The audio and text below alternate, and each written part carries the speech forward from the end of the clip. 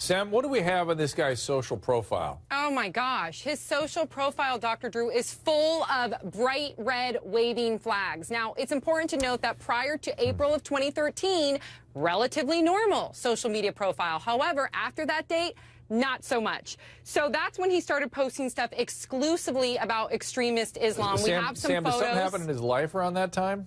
I know he was in jail. I'm not sure if that was when he just got out of jail. There was a substance imprisonment, yes, wasn't it? There was okay. well, he has quite the rap sheet. But here's some pictures that we found on his Facebook page. A picture of the World Trade Center towers burning. Pictures of Osama bin Laden, a picture of a beheading, videos of beheadings, pictures of explosions, pictures of dead, bloody babies. I can't even say that. I can't even articulate it. A picture of children with guns, pictures of the KKK. Very strange. Now, Leanne, police say this was not motivated by terrorism per se, but it's hard to ignore these Facebook posts. How do we reconcile that? You know, Dr. Drew, this really gets under my nerves. Just like with Hassan at Fort Hood, they called it workplace violence. What the hell? I mean, seriously, this guy went in there and terrorized these people. It was an act of terrorism. And for the politicians and for the authorities to say, no, it was workplace violence because they're manipulating the English language and don't want to call it what it is. It's not like it's going to go away. Okay, it's on our doorstep. It's in our backyard. It's happening to our neighbors. He just beheaded a woman and was trying to do the same to another. And we're calling it workplace violence. It's disgusting, Dr. Drew. Evie, you agree?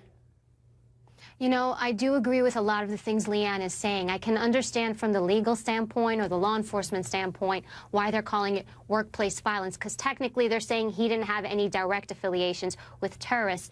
But I think that this is something that we're going to see again. Leanne is correct. We're going to see a lot of copycats, and this is an individual influenced So is that by terrorism? Is that terrorism, or is it just some sort of weird psychiatric copycat phenomenon? He's motivated by it. No, or does it matter?